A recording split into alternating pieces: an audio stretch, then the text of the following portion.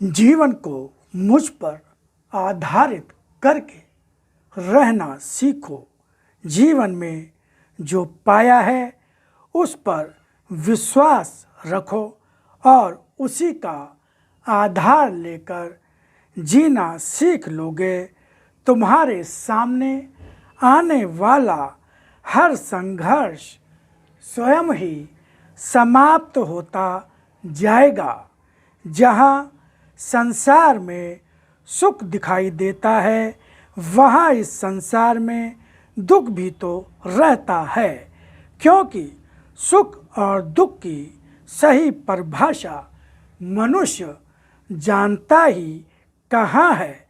तभी तो जो सुख ठहरता नहीं उसके पीछे भागता है, और जो सुख ठहरता है उसके संचय में किसी का विश्वास नहीं होता। गुरुर्ब्रह्मा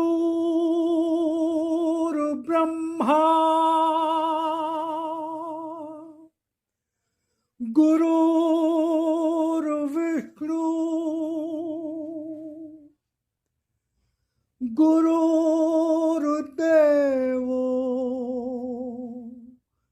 महेश्वरा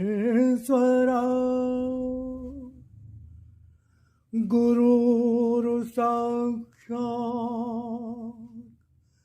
परब्रह्म तस्मै श्री गुरुवे नमः।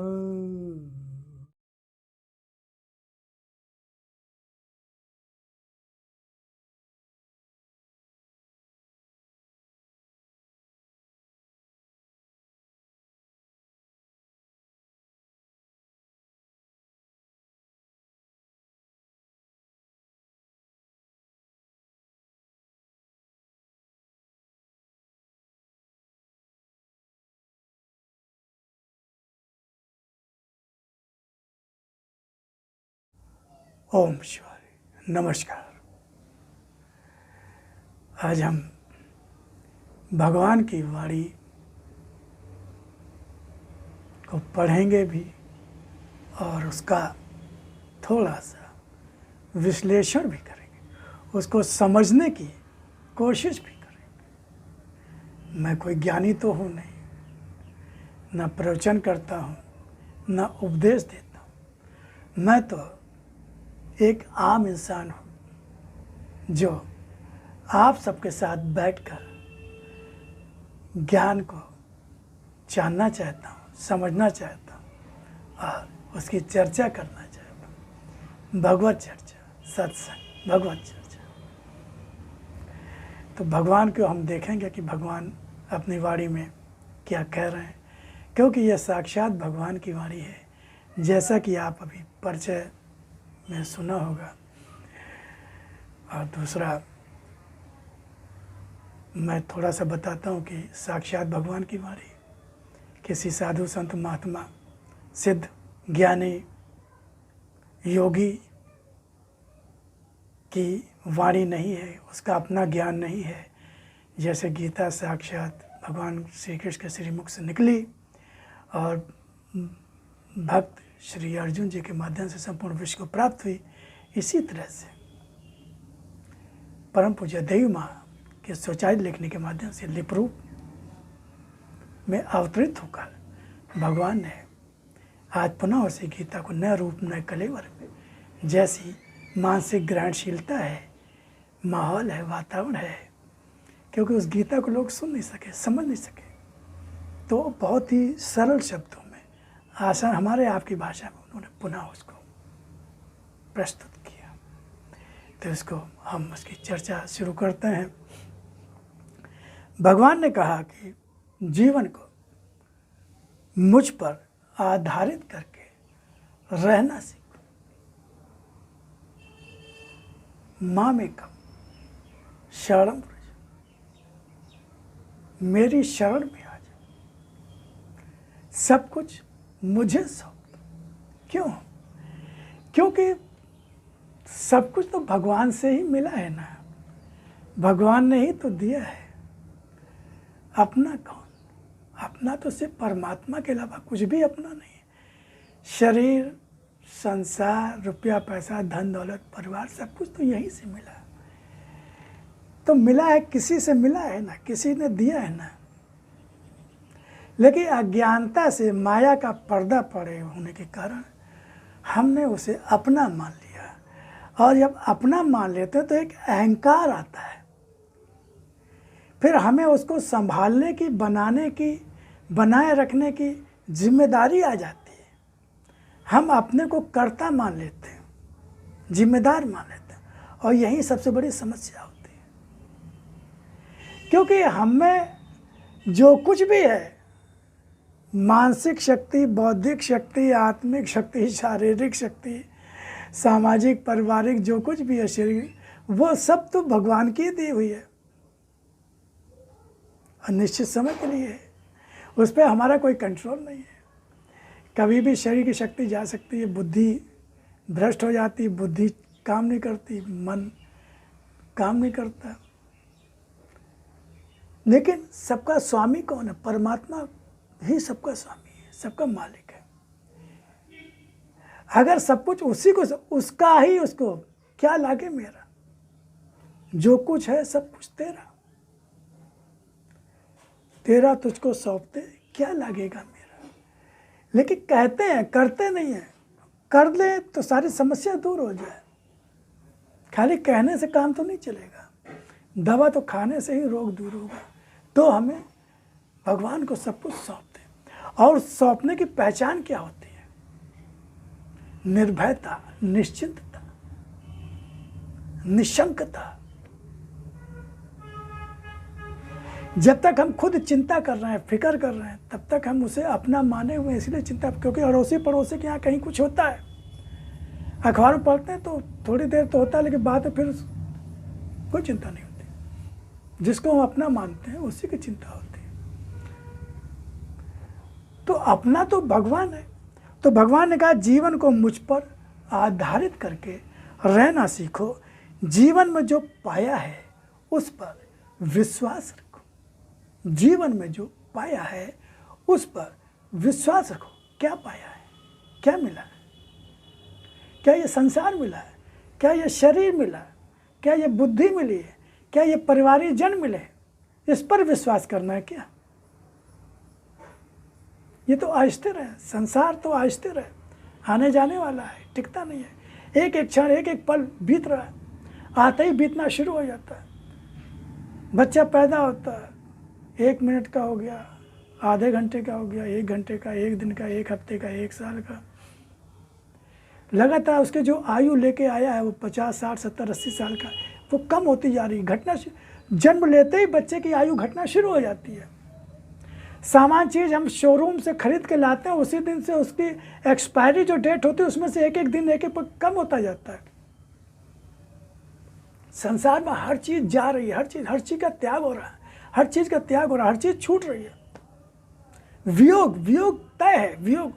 योग तो क्षण भर का होता है जिसे संयोग कहते हैं, और वियोग हमेशा लगातार होता है। योग तो सिर्फ परमात्मा से ही होता है, सिर्फ परमात्मा का ही वियोग नहीं होता। वो अज्ञानता के कारण, संसार को अपना मानने के कारण पर्दा पड़ गया आत्मा और जीव के बीच में, परमात्मा और जीव के बीच, जिसके कारण संसार को अपना मानने लगे और उसी के लिए बनाए रखने की कोशिश करते हैं, रोकने की कोशिश। तो भगवान ने कहा जीवन में जो पाया उस पर विश्वास रखो। यानी मुझे पाया, मैं तुम्हारे साथ हूँ। संसार में मैंने तुम्हें अकेले नहीं भेजा, मैं भी तुम्हारे साथ आया हूँ। आत्मा वही तो शरीर को चला रहा है, वही तो सब कुछ कर रहा है। तो मुझ पर विश्वास रखो। इस शरीर पर शारीरिक शक्ति ठीक है, संसार में हो, उनका अपना काम करो, जो साधन सुविधाएं दी उनका इस्तेमाल करो, जैसी जो स्थिति परिस्थिति आ जाए वैसा इनका इस्तेमाल करो। ये सेवा करने के लिए, सदुपयोग करने के लिए मिले हुए हैं। ये जितने भी साधन, शरीर हो या मानसिक शारीरिक बुद्धि हो, रुपया पैसा हो, जो कुछ भी है, हाथ पैर सब कुछ दिए हैं, वो सेवा के लिए, सदुपयोग के लिए। संसार में तो भगवान ही तो संसार बन गया, भगवान ही तो संसार बना। तो संसार रूप में भगवान ही तो है, लेकिन ये उसका अस्थायी रूप है। इस रूप में वो सेवा ले रहा है बस। पत्नी पुत्र परिवार प्रतिष्ठा जो कुछ भी है सब संसार का रूप है। अब पत्नी पति बच्चे में और सब में भगवान ही तो बैठा हुआ है, भगवान ही तो चला रहा है। सचल मूर्तियाँ हैं सब, उनके अंदर भावना करनी है कि उनके अंदर भगवान है अंदर से, उनकी सेवा करनी है। जो कुछ मिला है बाकी सब भगवान को छोड़ दो, मालिक तो वही है, होगा तो सब उसी। हम अपने को कर्ता मान लेते हैं, हम अपने को जिम्मेदार मान लेते हैं तो समस्या खड़ी होती है। हम सिर्फ माध्यम है, हम सिर्फ कठपुतली है, उस हम सब की डोर उसके हाथ में है। अगर अपने को कठपुतली मान लेंगे तो सारे झंझटों से मुक्त हो जाएंगे। संभाला है, संभालता है, पक्का संभालता है, संभाला। बहुत सारे उदाहरण, बहुत सारे उदाहरण। देखिए हम लोग भरोसा नहीं कर पाते, सुनते हैं कहते हैं लेकिन भरोसा नहीं होता। जिस दिन भरोसा हो जाएगा, अविरल प्रेम सुदृढ़ विश्वास, अविरल प्रेम, प्रेम करने योग्य से परमात्मा, अविरल प्रेम सुदृढ़ विश्वास, लगाता है प्रेम करने, वो कभी बिछोड़ता नहीं और वो कुछ भी नहीं चाहता हमसे, सिर्फ प्रेम चाहता है। प्रेम के अलावा कुछ नहीं चाहता। सबरी माँ सबरी ने क्या खिलाया, विदुर जी की पत्नी ने क्या खिलाया उनको, पत्रम पुष्पम फलम तोयम, सिर्फ प्रेम चाहता है। हम प्रेम ही नहीं दे पा रहे, हम दुनिया भर को प्रेम करते हैं, सबको प्रेम करते हैं और बदले में कोई हमको प्रेम नहीं करता। धोखा खाते हैं, विश्वासघात होता है, फिर टूट जाते हैं, बिखर जाते हैं। है तो अज्ञानता तो हमारी है ना भाई। स्वार्थ की दुनिया है, सारे संबंध स्वार्थ के। शरीर अपना काम नहीं देता, चाहे जितनी सेवा करो, चाहे जितना इसको मालिश करो, खिलाओ पिलाओ, सब कुछ करो, धोखा देता है, धोखा दे जाता है। शरीर ही अपना नहीं, जो सबसे करीब है, तो फिर कौन अपना होगा। सेवा करो, सबकी सेवा करो, जो जिससे मिल जाए ठीक है भैया। हमारे पास भगवान ने जो दिया उससे हम आपकी सेवा करो। बाकी सब प्रेम सिर्फ एक परमात्मा से, प्रेम सिर्फ एक परमात्मा है। और वो प्रेम ही चाहता है, कुछ चाहता ही नहीं है, कुछ नहीं है। रुपया पैसा धन दौलत पूजा प्रसाद ये कुछ नहीं चाहिए उसको, आरती भजन कीर्तन कुछ नहीं चाहिए उसे। करो आप, तुम्हारे मन की श्रद्धा करो, उससे कोई मतलब नहीं है। उसे सिर्फ और सिर्फ प्रेम चाहिए अपने। तो भगवान ने कहा उसी का आधार लेना जीना सीख लोगे, उसी का आधार लेकर जीना सीख लोगे, उसी का आधार लेकर जीना सीख लोगे। किसका? भगवान का, जो अंदर बैठा आत्मा रूप। तुम्हारे सामने आने वाला हर संघर्ष स्वयं समाप्त होता जाएगा। तुम्हारे सामने आने वाला हर संघर्ष स्वयं समाप्त होता जाएगा। फिर वो पूरी जिम्मेदारी वो ले लेता है। योगक्षेमम वहाम्यम, जो मिला है उसकी वो सुरक्षा करता, और जो नहीं, जो चाहिए आवश्यकता उसकी पूर्ति करता। भगवान ने यही तो कहा, सिर्फ मेरी ही पूजा कर, मेरा ही स्मरण कर, मेरा ही ध्यान कर और कर्म कर। माम अनुस्मरण युद्धस्य, युद्ध ही तो हो रहा है, शरीर में भी हो रहा है, शरीर के बाहर संसार में भी हो रहा है। भगवान का नाम लेते हुए, भगवान का स्मरण करते हुए हम सारे कर्म करें। कोई सांस भगवान के स्मरण के बिना न जाए। भाई सांस लेने में कोई दिक्कत होती है क्या? सांस अपने आप आ रही है, जा रही है, सो रहे होते हैं तब भी सांस आती जाती रहती है। तो जब सांस और सारे काम होते रहते हैं, जब सांस अपने आप आ जा रही तो उसके साथ जुड़ के भगवान का नाम क्यों नहीं आ जा सकता? अभ्यास की बात है, अभ्यास की बात है। अलग से समय देने की जरूरत नहीं है। दुनिया के सारे काम करते हो, भगवान का जो भी नाम पसंद हो, जो भी अच्छा लगता हो, उसका लगातार स्मरण होता रहे। पूजा हो रही है आपकी। अगर मन में आपका नाम भगवान का बना हुआ, भगवान बने हुए, तो आप दुनिया में कुछ भी करो। होता कि नहीं होता? ऑफिस में होते हैं, दुनिया के सब ऑफिस व्यापार सब दुनिया भर का सब काम करते रहते हैं, लेकिन मन परिवार रहता है, कहीं ना कहीं बच्चे का, पत्नी का, सबका ख्याल रहता है। जैसे ही फ्री होते हैं तुरंत भागते हैं घर की ओर, तुरंत भागते हैं, उसको नहीं भूलते हैं, मन तो वही रहता है। तो भगवान में मन हो, मन परमात्मा में और तन संसार में, तो इसको हमें समझना पड़ेगा। और भगवान ने कहा है कि जब तुम मुझ पर विश्वास रखकर जीना सीख लोगे तो तुम्हारे सामने आने वाला हर संघर्ष स्वयं ही समाप्त होता जाएगा। आजमा के देख लो ना, आजमा के देख लो। जहाँ संसार में सुख दिखाई देता है, संसार में सुख भी है, दुख भी है, वहाँ इस संसार में दुख भी तो रहता है। ऐसा तो नहीं होता खाली सुख ही सुख हो, खाली दुख ही दुख हो। शायद ही ऐसा कोई जीवन हो। हाँ, कम ज़्यादा हो सकता है, किसी में दुख ज़्यादा है उसके जीवन में, सुख कम है किसी में, सुख ज़्यादा है, दुख कम है, लेकिन है जरूर। क्योंकि सुख और दुख, शुभ अशुभ कर्म जो करके आए हैं पूर्व जन्म में, उनको भोगने के लिए तो ये शरीर मिला हुआ है। कर्ता बन के भोगत, अगर निष्काम कर्म किया होता, अकर्म हो जाते वो कर्म। निष्काम कर्म यानी कि उसके साथ कोई फल इच्छा मत जोड़ो। अब भाई आम का अगर गुठली हम फेंक देते हैं, अब वो जम जाता है, फिर कुछ वर्षों बाद उसमें फल आने लगते। हमने इच्छा करके थोड़ी फेंका था, लेकिन जब जमीन में कोई बीज पड़ेगा तो उगेगा ही उगेगा, आप इच्छा करो या न करो। खास तौर से आग्रह मत रखो, जिद मत रखो, ये हो ही जाए। कर्म करो, फिर भगवान जो इच्छा हो उसको स्वीकार करो, पूर्ण समर्पण, पूर्ण स्वीकार, ये स्वीकार करो। यही भक्ति है, पूर्ण समर्पण, पूर्ण स्वीकार, यही भक्ति है। तो निष्काम कर्म, निष्काम कर्म करेंगे तो ना अच्छे कर्म का फल बनेगा ना बुरे कर्म का फल बनेगा, तो हमें अगला जन्म नहीं मिलेगा।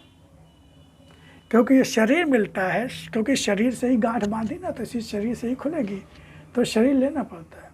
और कहीं पशु पक्षियों का शरीर मिल गया, कहीं जंगल में शरीर मिल गया, भैंस बकरा और हिरण बन गए तो जिंदगी नोच के खा डालते हैं।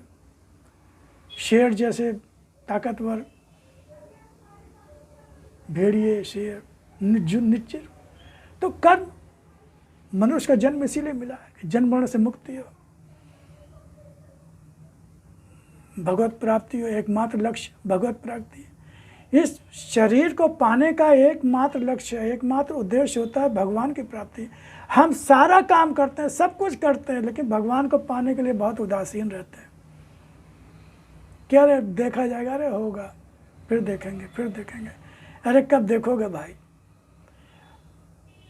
पता है कब यहाँ से चले जाएं, कितनी उम्र लेके आए हैं, कब मृत्यु आ जाए। क्योंकि मृत्यु हर क्षण साथ में ही चल रही है, वह गर्दन नहीं पकड़ रही है, क्योंकि वो उसका समय तय है। जहाँ वो समय आ जाएगा तुरंत पकड़ लेगी गर्दन, नहीं पता, मृत्यु हर क्षण चल रही। तो भगवान ने कहा कि जहाँ संसार में सुख दिखाई देता है, वहाँ संसार में दुख भी तो रहता है। क्योंकि सुख और दुख की सही परिभाषा मनुष्य जानता ही क्या है। मनुष्य नहीं जानता है कि सुख क्या दुख क्या। जिसको वो सुख मान रहा है, वो सुख परिणाम में दुख बनेगा, उससे बड़ा दुख बनेगा जितना हम उससे सुख ले रहे हैं। और जो दुख है, इसका मतलब अब इस दुख, हमारे जो पाप कर्म है, जो अशुभ कर्म, वो नष्ट हो रहे हैं, अब हमें सुख मिलने वाला है, हम पवित्र हो रहे हैं। दुख भोग कर हम पवित्र हो रहे हैं, और सुख भोग कर हमारे पुण्य कर्म क्षय हो रहे हैं, शुभ कर्म क्षय हो रहे हैं, हमारे अच्छे कर्मों का खजाना जो है वो खाली हो रहा है। और दुख कर्म जब भोगते हैं तो हमारा जो गलत कर्म होते हैं, अशुभ, उनका खजाना खाली होता है, हमें अच्छे दिन आने वाले होते हैं।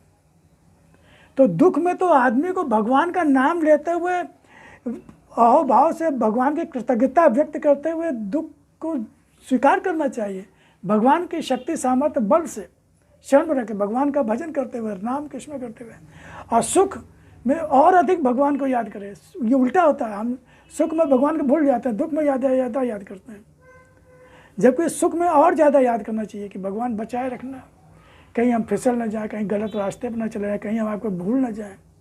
कुंती जी ने तो दुख ही मांगा ना, इसीलिए मांगा दुख, कि दुख होगा, दुख आप दोगे तो हम आपको बार बार याद करेंगे, नहीं तो हम आपको भूल जाएंगे सुख में। और जब याद करेंगे तो आप दौड़ते हुए आओगे हमारे पास।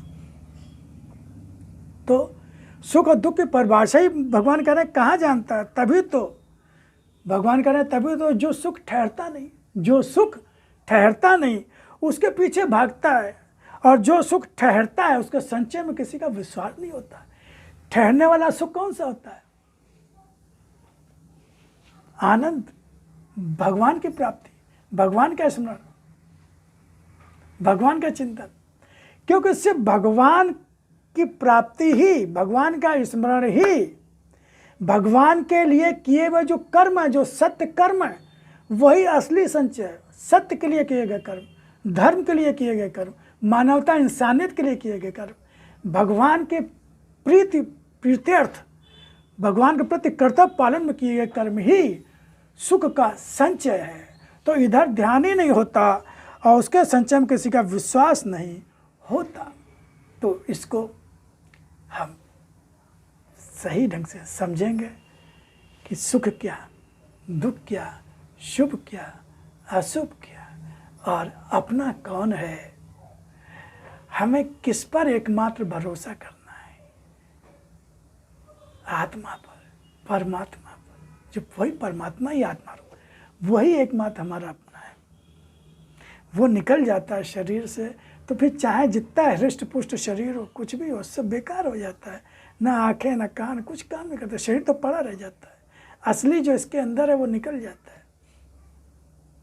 तो इसको आज दिल किया थोड़ा चर्चा करें, तो इसको और चिंतन मन कीजिए। और